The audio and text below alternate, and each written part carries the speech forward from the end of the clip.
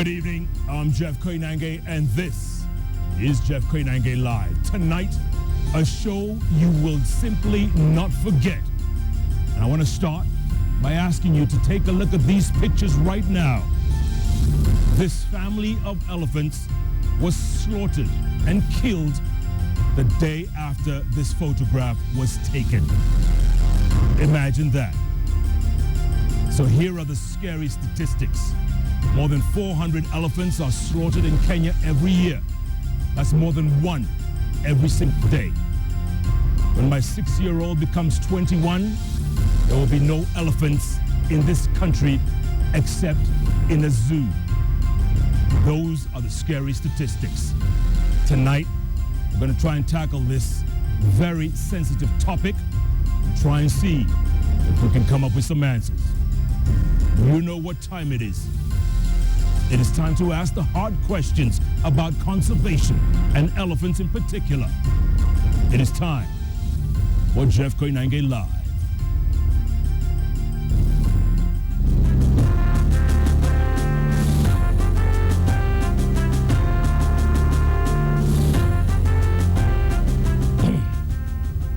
Welcome all of you to this program. We are live at the poolside of the Intercontinental Hotel. And yes, it is a very serious subject which few people are willing to talk about, but at least there are some people out there screaming literally from the mountaintops. Right next to me here, Dr. Paula Kahumbu. Many of you know her. She's been the face of elephant conservation for several years now. She's the CEO of Wildlife Direct. She runs this outfit that's just been screaming literally. She's just come back from the US and the UK, where yes, everybody from Obama to the Clintons, everybody involved is becoming involved. In the UK, the royal family, from Prince Charles to Prince William, all of them are involved. But in Africa, well, you know the story. Nobody seems to care. On my far right, you remember him, the former DPP. Yes, Director of Public Prosecutions, the attack dog himself. He's joined Wildlife Direct as well because he knows his way around the administration. Philip Mugo is in the house. You can start tweeting, folks, because it's a serious subject, at Koinange Jeff and at Paula Kahumbu, the hashtag JKL. Let's get busy. Welcome to the show, folks. Thank you. Thanks so much for your time. And it is a very serious subject. And when you look at those pictures of that elephant family, Paula, and you knew this family personally, they have names. This family is one of the most famous elephant families in the world. They had been studied for 44 years. The matriarch, Kumquat, was first met when she was only 7, and she was an orphan. She had been adopted by another family of elephants. Otherwise, she would have died. And she grew to be this incredible matriarch, responsible for 29 other elephants. She took them on these incredible journeys into Tanzania, around Mount Kilimanjaro, back to Amboseli, into Mbirikani. She was famous. Yeah. Philip, those people who know you, especially me, you're the last person who would get involved in something like this. But then seeing that you are involved makes a whole lot of sense. Why did you get involved? Well, first of all, I'm a Kenyan. I care. And I think I'm one of the few Kenyans who opens a page in the newspaper, watches television, watches Jeff, occasionally, picks up an issue and says this is a problem. Yeah. And what happened is I watched Paula shouting from the rooftop. She was making good noise, loud noise. We could understand it, but I felt she wasn't getting enough support. Yeah, in terms of... So I called her, and we got talking. And the rest, as they say. And the rest is history. But Paula, when you hear these numbers, 400 elephants a year, more than one a day, I mean, this is ridiculous. What went wrong? And we were saying at the beginning, the last time anything was done about conservation in this country, the last big effort was a quarter of a century ago, 1989, when when Richard Leakey was the point man at KWS. Yes. Soon after that, former President Daniel Moy did that ivory burning session. Yes. Was that a good thing, by the way? Was that a good thing? That was a great thing. The burning of the ivory in 1989 was a line in the sand. Kenya, a poor country at the time, said, we will not tolerate the decimation of our elephant herds, and live elephants are more valuable to us than dead elephants. That shifted world opinion. Even the Chinese stopped buying ivory. So things have gone very wrong. When you say 400 killed a year, that's a minimum estimate, Jeff. Those are only the elephants that are found. They just did a game count in Tsavo National Park, and they found that the population was lower than they expected by more than 1,000 elephants. So what I'm saying is there's quite a lot of animals that die out there, but we never find them. Philip, why don't we care? And I'm saying we Africans, because this is our natural resource. People pay top dollar to come and see our animals. Why don't we care? I think the reason is simple. The culture of making money easily. When you showed the picture to Kenyans, maybe the larger percentage saw elephants. A few saw money, long tusks. How much can we make from that? That's the problem. That's the bottom line. It's Very a tragic. problem with how Kenyans look at money, how worship money, easy money.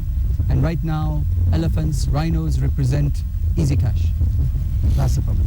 Paula, when you went to the UK, when you went to the US, obviously you got a lot of support. But at the end of the day, do they really care? I mean, they look at your pictures, they look at the horrible pictures of elephants being slaughtered, and they say, oh, poor animals, blah, blah. At the end of the day, do they really care? Jeff, people around the world do care, but they don't get that in order to make a change, in order to stop this crisis, it's not Prince Charles who matters as much as the president of Kenya, the president of Botswana, the president of Tanzania. Those are the people who have the means to stop the slaughter, not Prince Charles or Obama. They have money, we have the elephants. And that important role that our leadership has to play needs to be amplified and replicated across the continent. Speaking of important role, you've managed to rope in the First Lady, That's right. Margaret Kenyatta, in this campaign called Hands Off Our Elephants. Is she responsive? Is she taking the lead? The First Lady is phenomenal. She is a woman who has gone far outside of her comfort zone to speak to the media, to speak to children, to go to the field and face the elephants, meet scientists, and actually experience the tragedy, the heartbreak of this loss that we're experiencing. And she's translated that into actions. There's no other First Lady in the world who's taken on a cause like this. Philip, let me put pressure on you. What does her husband need to do? Another moment in history Yeah. has come. We're facing a huge crisis. President Kenyatta needs to step up, and it's simple. Follow the example of President Moi in 1989. We have a stockpile of ivory. We understand it's over 100 tons, worth a lot of money to those who trade in that kind of stuff, but worth nothing to Kenyans who value their elephants more. I think it's time he took the lead, did one big bonfire, and take back the lead in conservation in the world. Yeah. We were once the leaders. This is the moment, Right now. right now. Paula, we'll talk about Richard Leakey a moment ago when he was head of KWS, and then later on, Julius Kipngetich became the top guy at KWS, and people said he did a decent job. There was somebody in between. There was somebody in between, There were right? many, many people in between. Yeah. He did a decent job. Did he? Absolutely. Julius Kipngetich developed a really good structure and support organization of KWS. But it's not matching the organization of the criminals. We've got to be smarter than them. We'll never be richer than them, these massive criminal cartels which are global. But we can be smarter than them. Who are these criminals? I mean, because the documentaries you all have aired, we see elephants slaughtered with AK-47s, assault rifles. Who are these criminals? Well, first, it's not just elephants. Last week, Jeff, we lost 6 rhinos. This year already, 11 rhinos have been killed. We only have 1,000 rhinos left in this country, probably much less. Who are these people? Well, the people at the top of the chain are international criminals. They're the same people who are moving the cocaine, Philip just mentioned, same people who are moving guns, trafficking in humans, laundering cash. Ivory and rhino horn are just another way to make money. Many of them are also associated with terrorism. The pictures we're showing right now on the screen, elephants slaughtered, and there's nothing as worse than that. When you see an elephant that's been... It's horrendous. Yes. It is. The It tusk, is. yanked out, and sometimes when it's not even Or dead. with power saws or axes, just hacked, you know. Philip, why don't we have and maybe it's a little extreme, and that's why I'll never be a politician, why don't we have a shoot-on-sight policy on the poachers? You see them, you shoot them. Simple. I'm not sure that we don't have We do have, actually. a we do have shoot-on-sight shoot policy. But it's a question of whether or not KWS are committed to ensuring that this is done. Paula mentioned international criminals, some of whom must be Kenyans. To operate in Kenya, you must have some big fish behind the poaching in Kenya. Correct. So shooting them is a bit of a problem.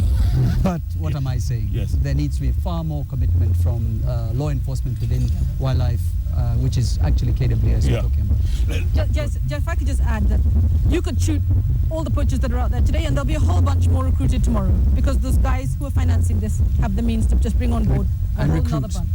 Exactly. So our focus, and this is why we did this study, was actually to take this out of the world of just KWS and those rangers who are basically being gunned down themselves in the field. We've lost about 40 rangers. We can't afford it. We need to take measures at a much higher level. We need to prosecute. We need a special unit. And I'm really pleased that Teriako Kubiko has actually agreed to create a special unit for wildlife crime. And the Chief Justice has initiated a series of meetings to bring on board all of the players so that we can train all the magistrates together with the prosecutors and the investigators. So we're treating this as such a serious crime the way that we handled the pirates. We need to crush this. Yeah. The other day there was a landmark case in court, wasn't there? What happened in that? The landmark was with the Chinese man? Yes. So the new law came into effect on the 10th of January. A Chinese man was arrested at the airport with a tusk, and he was charged according to the act. The minimum fine is 20 million shillings. So that's what he was fined. He pleaded guilty. He ended up going to jail because he couldn't afford to pay that. And what's the sentence? 7 years. It's the longest any Chinese person has ever done in court for this crime. So it's working, Philip? Yes and no. Shortly after that success, there seems to be a deliberate effort on the part of some investigators and prosecutors in KWS to now prefer lesser charges, so that instead of getting the 20 years, they get 1 year. And that is not a deterrent. That is back to the old. Yeah. So, as she mentioned, Mr. Tobiko, the DPP is trying very hard to create specialized prosecutors who will always ensure the most severe offense is prosecuted. With that, the Chief Justice and the DPP are hoping to move all these serious crimes from being prosecuted in Makadara, where they get hidden, to the Milimani law courts in Nairobi, where in the full glare of the media, the media does wonders. Put these guys on front page and they begin to disappear. Put them on the bench, they will disappear. I'm not putting any poachers on the bench, by the way. No, And maybe we should. To committee. So, Jeff, one of the biggest challenges we have, as Philip just said, is these people are so powerful and so well protected that they can subvert justice. We've just had a terrible case in Uganda where 3 criminals, one of them a Kenyan, one a Ugandan, one a Congolese, Kenyan, you note that? Kenyan, Yes. operating in Uganda. sued the Ugandan Revenue Authority in order to recover almost 3 tons of ivory representing 600 elephants. And the court ruled in their favor. This is not just a complete violation of international law, but it completely undermines the Uganda Wildlife Authority, which is our equivalent of Kenya Wildlife Service, who are trying so hard, but these people are so powerful that they can actually subvert justice. So imagine what we have here, these invisible, incredibly powerful forces that are, we are unable to stop them. We cannot expect KWS to go after them. We have to have a national priority declared that we're going for these dealers and these cartels. Because without them, the poachers have nobody to sell ivory to. Yeah. And the Ugandan court the other day, on the eve of your conference in London, what did the court do in Uganda? They authorized the sale? Well, this is what I'm saying. They authorized the release of this ivory back to these 3 criminals who themselves are on the run for other crimes as well. I mean, it's just so outrageous that it's laughable. With permission to export the same ivory Through Kenya through Kenya to China. to China. Folks, I want to talk about the Chinese angle because, look, China can stop this, right? China itself can stop this, and if they lay that law down, it can stop. I want to talk about that. And also, East African cooperation. If elephant poaching stops in Kenya and it goes on in Uganda and Tanzania and the other countries, Right. we're fighting a lost cause here. Yeah. And also, Philip, you're talking about KWS. Do they have the resources? Do they have the budget? Or are they just busy, looking pretty? Let's think about that as we go on break. I tell you folks, poachers, be warned. There's a new sheriff in town, and she has a deputy, and they're serving notice. They want to save our elephants, and so do we. Well, let's keep tweeting at Koinange Jeff, at Paula Kahumbu. The hashtag is JKL. This is a serious subject, and yes, as Philip says, it's a family show. Listen up. Chef Koinange live from the poolside of the Intercontinental Hotel. We'll be back in a moment. Sure one.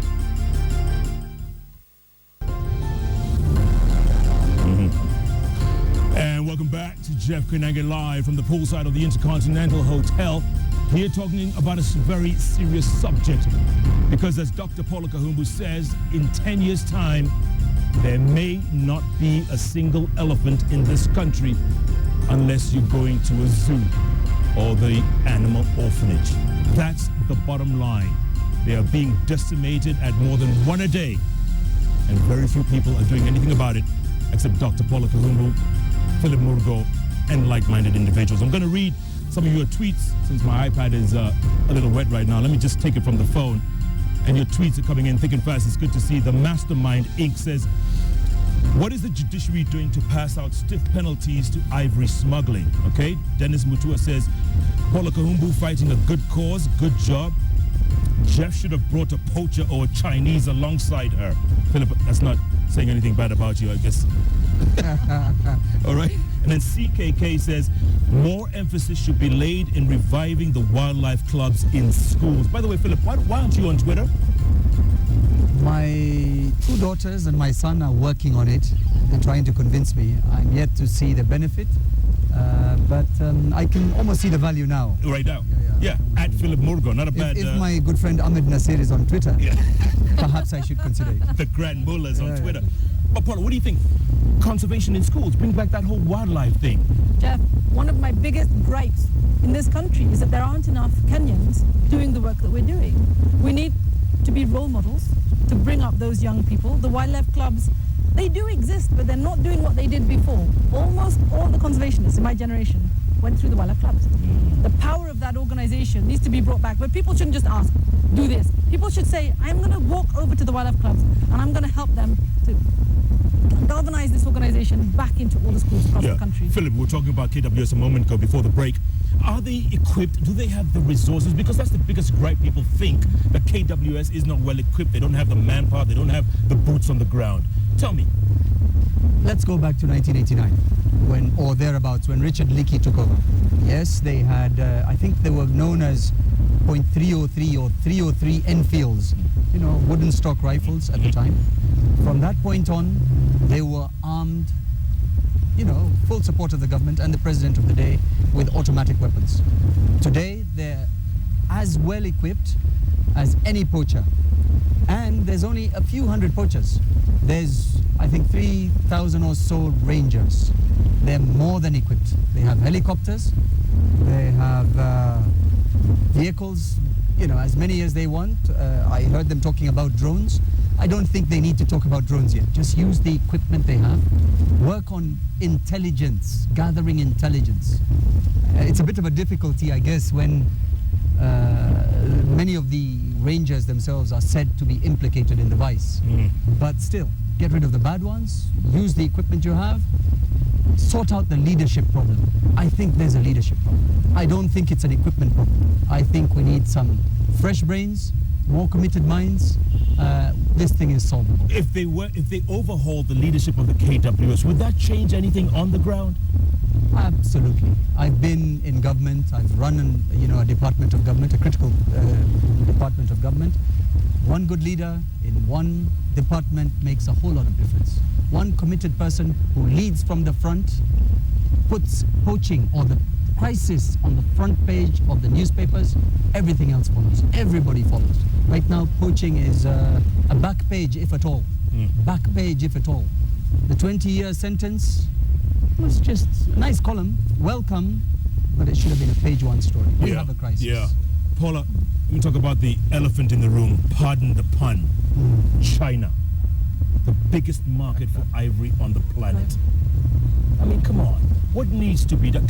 Are they aware where these elephants are coming from and what's going through to get this product to them? So Jeff, we have a major problem. In China, you have 1.6 or more billion people, of which a huge percentage would like to have a piece of ivory. The demand is monumental. It's resulting in the price of ivory just rocketing.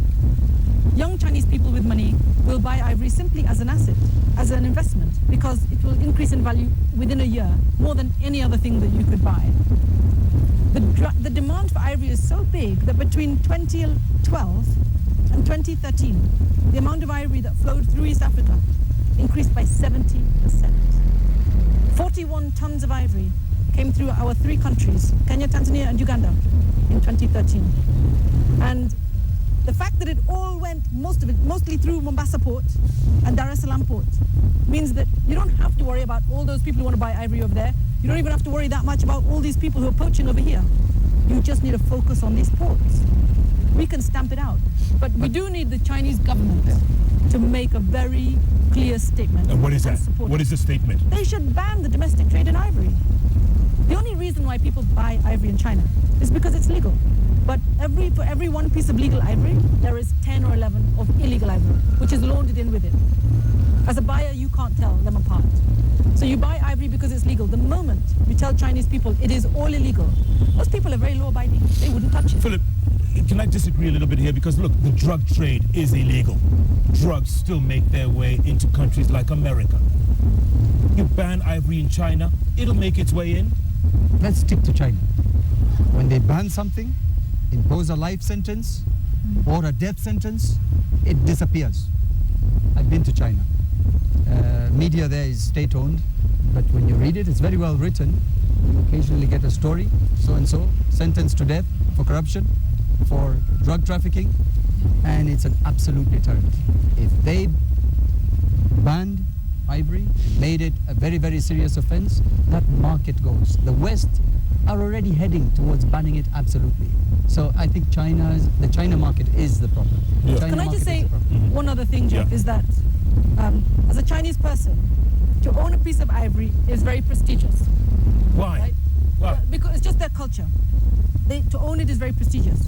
But to do something illegal is extremely difficult for them to tolerate. So if ivory is made illegal, they will not be displaying it in their homes anymore.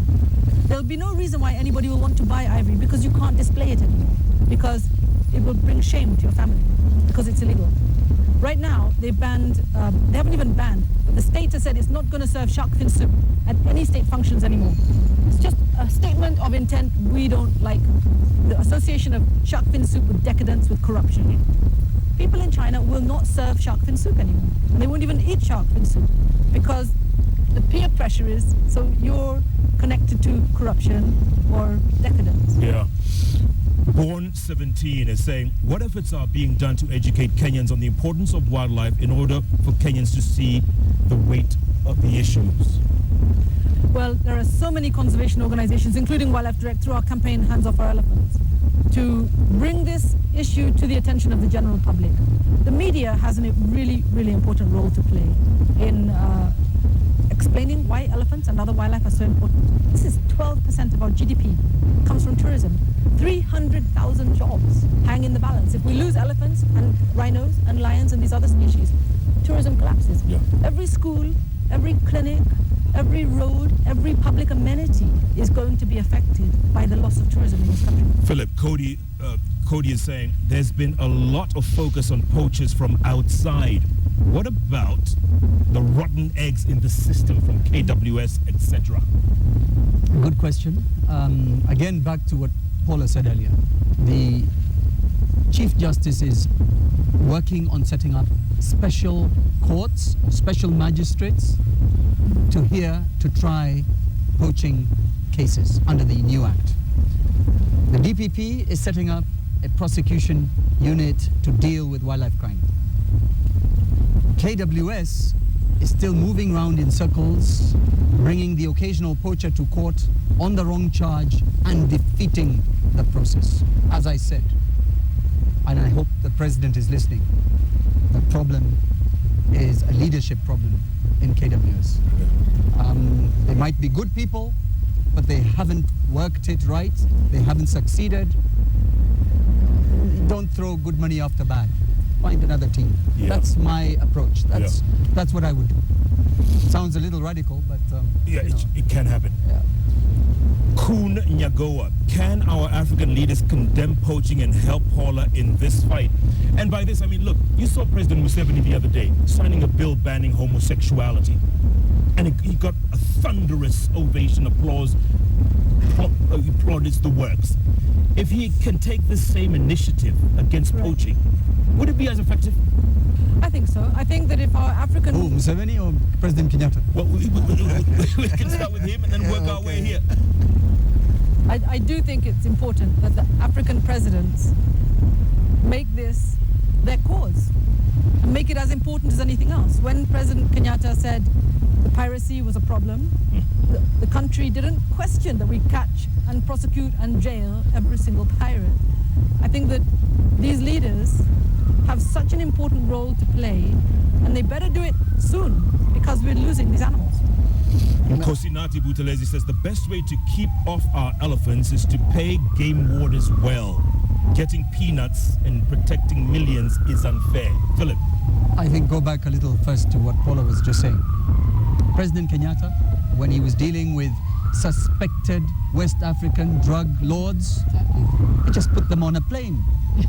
Just put them on a plane based on intelligence reports. Move them out. We know these people. They exist. Many of them foreign.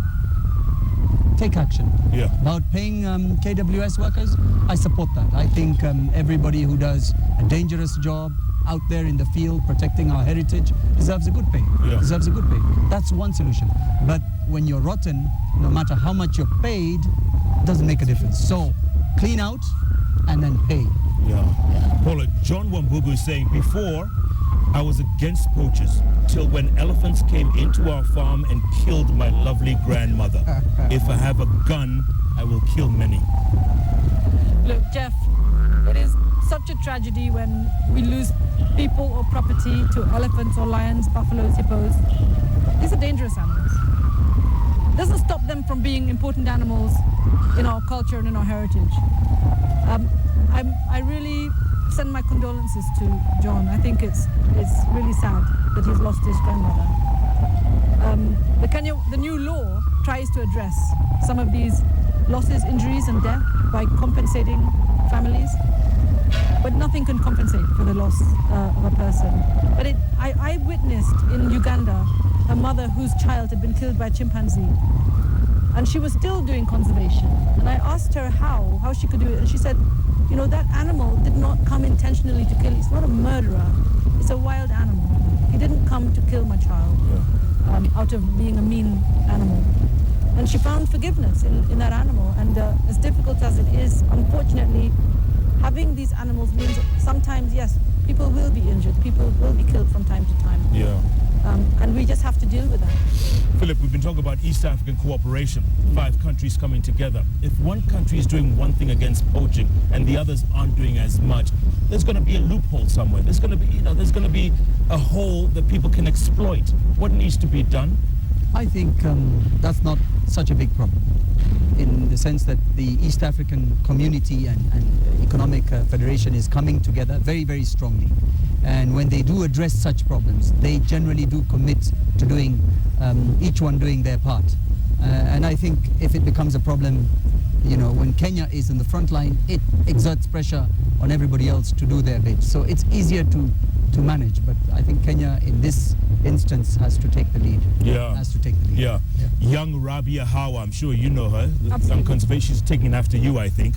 She says, with political will for elephants, we have a chance. Without it, we continue to fight against a brick wall in a field. And you've just come back from the US and the UK, and you see how passionate they are. Does it anger you when you see there's not that same passion here on the ground? No political will, if you will. Of course, it's very, very upsetting, Jeff. But when we have the Rabias of the world, we have so many people like Jim Nyamu who's doing these walks and educating the public.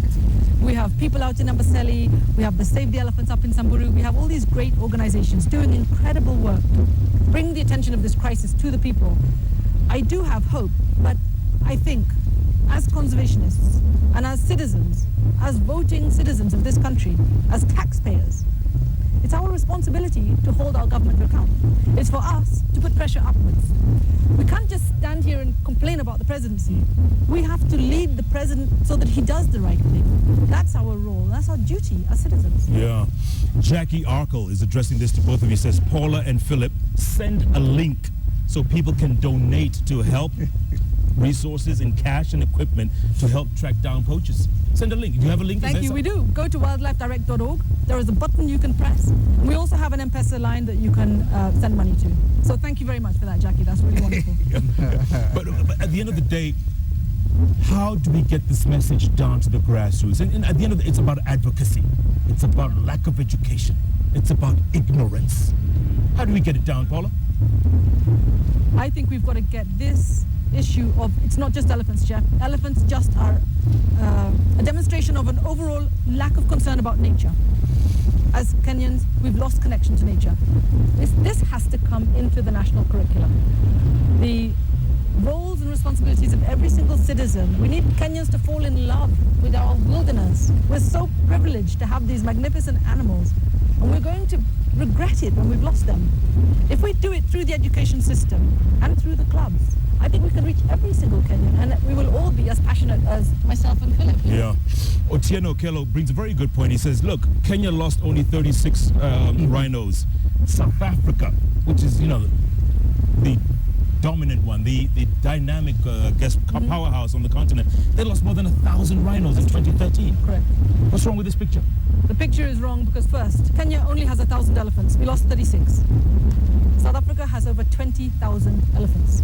They lost 1,000. It's a question of proportions. So, but he's right that it is a crisis in South Africa. And what's been happening in South Africa is very tragic because they do allow hunting of rhinos.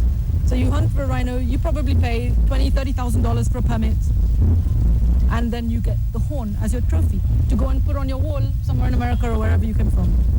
So what criminal cartels are doing, it's just simple business. You hire a bunch of models, fly them over to Africa, put a gun in their hand, point it at a rhino. I don't know if you know what a white rhino is like. It's like a cow. It just stands there. Blow a hole through that rhino, cut off the horn, stick it on a piece of wood, get a CITES permit, right? You've paid $20,000. That horn is worth several $100,000 in the illegal markets in Vietnam and China. So it's a business.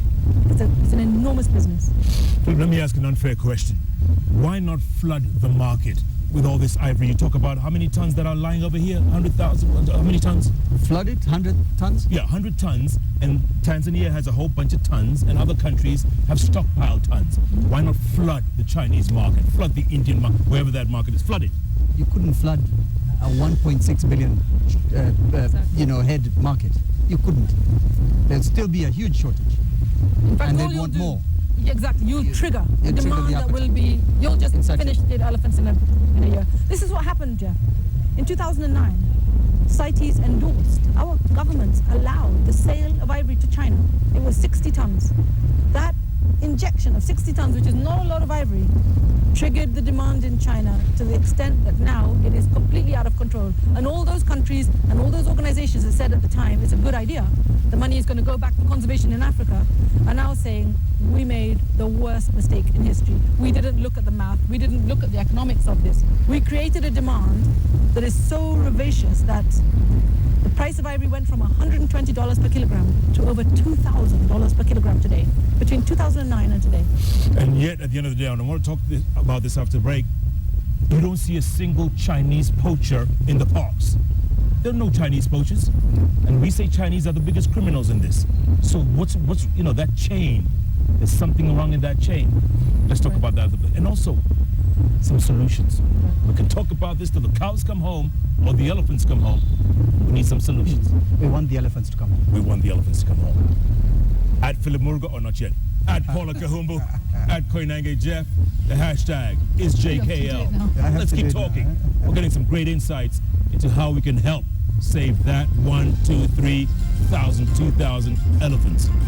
I don't want my son to grow up and say, well, there were elephants here one time. I used to live in Ivory Coast. You know why they called it Ivory Coast? It was filled with elephants. There are none today. Chef Koinange live from the poolside of the Intercontinental. We'll be back in a moment.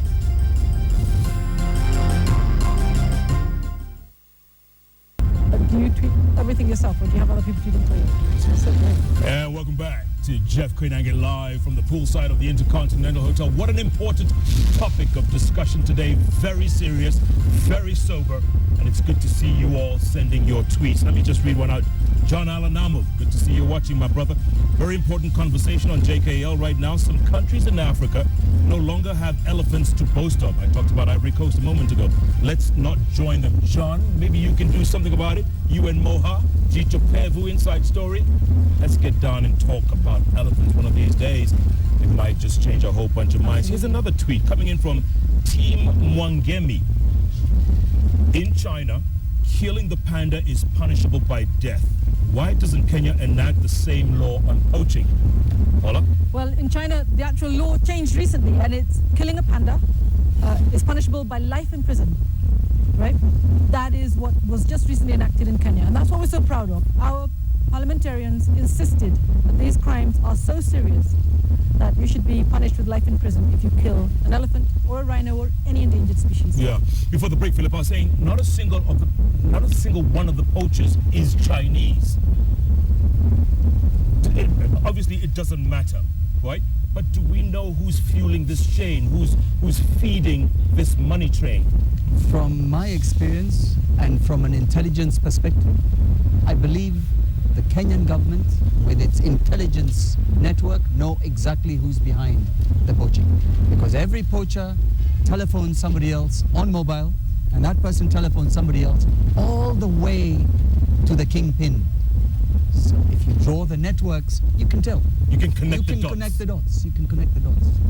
But it has been left to being able to catch the foreigner, whoever he is, Chinese or otherwise, leaving at the airport or at the port, or the unfortunate poacher who's not very well connected, who's found in the bush. That's all we ever get in Kenya. Yeah. That's all we ever get in Kenya. Yeah. But we never get the godfathers and the godmothers who are sitting, living large, making the phone calls.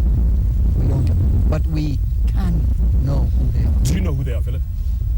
Well, when Paula and I are talking off the air, we have our good suspicions. We can point in certain directions. But all it takes is connecting those dots. Well, I mean, Jeff, last year, the ministry put out a statement in the newspapers. They said that they know of 4 people: an MP from Central Province, a governor from Rift Valley, and 2 major business people from Mombasa. Now, I'm sure that they are not just vague MPs. These are known individuals with names. I don't know who those names are, but if we have that information, we need to have those people behind bars. A government statement. A government statement. A government statement. An MP from Central, governor from the Rift, and 2 Mombasa businessmen. Yes. You know, I can do that in my sleep. You can take a good guess. You don't need to be a rocket scientist to tell you it's A, B, C, and D. You said it. So we must demand that our government actually goes beyond, spilling such information to the media, and actually arrest these people. Well, are you afraid? I mean, look, I just look at you and I think about Diane Fossey. I think about Joy Adamson. Do you fear for your life? Has your life ever been threatened? Because you know how they ended up. Well, first, they were not doing what I'm doing, but touch wood, no, I have not had any threats whatsoever, Jeff. And I am really proud that the people of Kenya support what we're doing. Nobody in this country likes to see those faces of the elephants with their faces sawn off. Kenyans get it, that this is a destruction of our heritage. We're actually witnessing our identity bleeding in the bush. Kenyans get it. Let me ask you another question. If you were offered this job of KWS director, if you were offered this job, because you said you were looking for a few good men and women, would you take it? Jeff, you know, the president of Kenya is the person who decides who should be the head of the Kenya Wildlife Service. And I'm so committed to this cause. I've been doing this for my whole life. If the president made a serious offer, I would listen to him. Philip, yes. her life would be under threat if she became that, wouldn't she? First of all, I can only say somebody like Paula, as committed, a true believer, should be given the position of CEO of KWS. As to whether or not she would take it, I think that's entirely up to her. Your next question was whether or not yes. Of course. I've been in a similar position as DPP. If you're out there going against the poachers who are not used to being threatened, of course the first reaction is to threaten and sometimes even try and harm people. But I have been there, done that, and if you do not show fear, they retreat. Just like all bullies. It's all generally a terror sort of tactic. Sometimes, of course, they do get to harm people. I think, Jeff, that what we need at KWS is somebody who is not just fierce and committed, but so well connected. When Richard Leakey ran KWS, he had the president's ear. The organization was in the office of the president. That's why it worked. And that's what this president needs to do. Yeah. Chesoni Dennis says, my home is near a national park. The people around it have never seen its benefit. Why should they conserve elephants? Yeah, this is a really huge problem in this country. Our national parks are national, but we have taken land from those communities. And it is unacceptable that the people living around our parks are living in poverty and suffering from depredation from these animals, while the parks are saved as a preserve primarily for tourists. We have to turn that around. Yeah. And this is something that the Cabinet Secretary, Judy Wakungu, has actually initiated through the new legislation, benefit sharing program, and all of Kenya can participate in designing what that benefit sharing program should look like. Yeah. Moving forward, guys, if you were the president right now, how do you take the lead in stopping this madness? How do you do it, Paula? I would say the first thing that I would do is take lessons from the Nepalese president. What he did when they were losing rhinos was he said, the buck stops with me. This is my issue.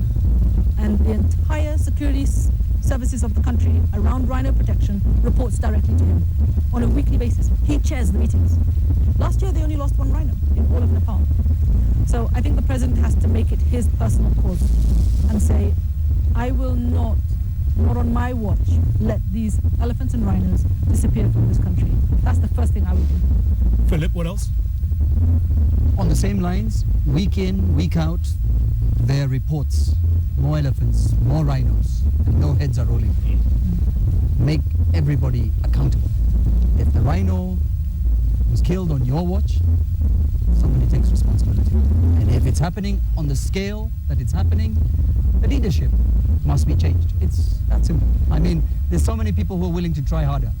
And I think for me, it's as simple as that. But as Paula says, this crisis has reached such a level that it is only the President of the Republic that can change the game. We have a committed minister in charge right now, Judy Wakungu. We've had many conversations with her. She's wonderful. But I think she needs some support. And I think that can only come from much higher up. Yeah. You guys remember in the 70s, there was an elephant called Ahmed. Remember? That's right. The president's own father literally adopted this animal. Remember? And he surrounded it with rangers, or there was 24-hour protection. Yes. Remember that? Absolutely. Ahmed the elephant. It was actually a really incredible thing that President Kenyatta did. He declared Ahmed a national treasure. That's exactly what President Uhuru Kenyatta could do. He could declare all elephants and all rhinos national treasures as a way of communicating to the populace his seriousness around protecting these animals. Declare them national treasures. Yeah. Remember those pictures we showed at the top of the show? Kumquat and her family. You said one of those elephants survived, the tiny little one. Is she or he still alive? So when Kumquat and the whole family was killed, the poachers gunned down everyone who stood around while their relatives were dying, except Kwanzaa, who was only 2 weeks old, because she didn't have tusks. They were not going to waste a bullet on a little baby. Or they preserved her for the time she gets some tusks. Right. They would wait until I don't think they planned. I don't think the poachers planned, but basically Kwanzaa was found standing by the body of her dead aunt. She was rescued by the David Sheldrick Trust together with the Kenya Wildlife Service and a fantastic organization called Big Life International.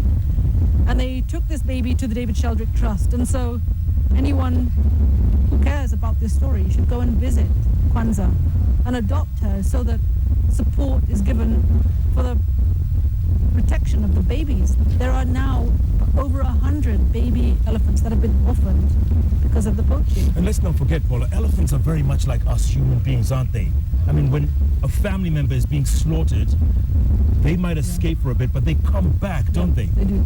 In fact, elephants are not just like us, they're so much better than us, Jeff.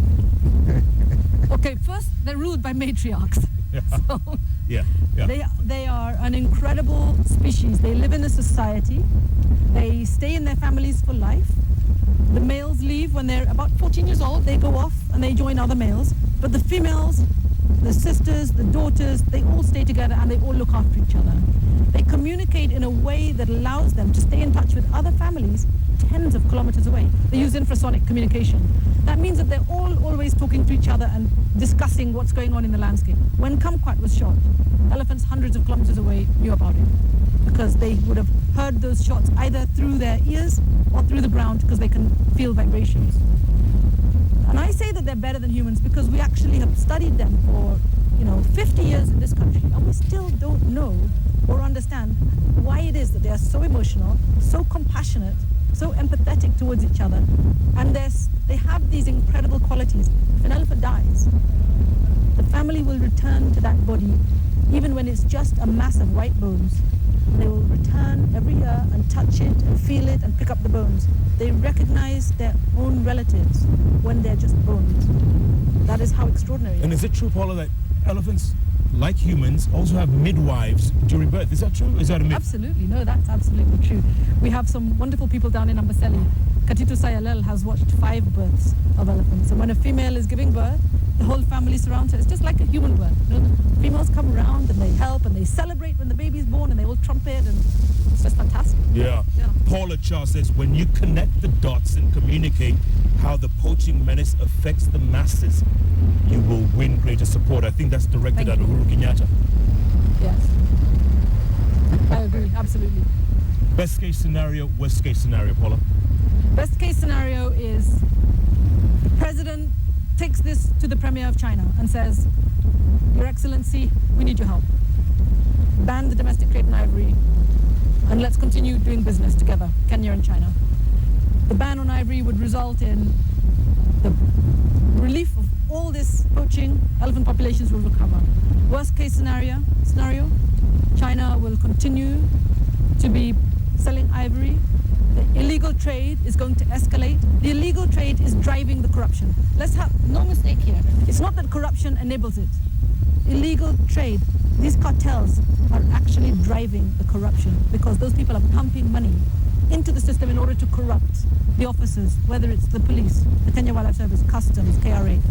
They are actually destabilizing our country. The worst case scenario is we lose our elephants, but we also now have entrenched criminal cartels in our community, in our country. Our economy is going to plummet. Yeah. Philip, you talk about your 2 daughters and your son. When they grow up, are they going to say, you guys, they'll blame you, say, you dad, your generation is the one that decimated our elephants? I think certainly they will. And so many other, future generations will. We have a point in our history where we have to make the right decisions. KWS has very, very many committed officers, rangers, wardens, whatever they're called. They need support. Those who are rotten must go. The moment is now. The problem of poaching in this country, as much as it has taken huge international proportions, is actually a fairly simple problem to resolve because it's a bunch of ragtag people out in the bush chasing the wildlife, whichever form it takes.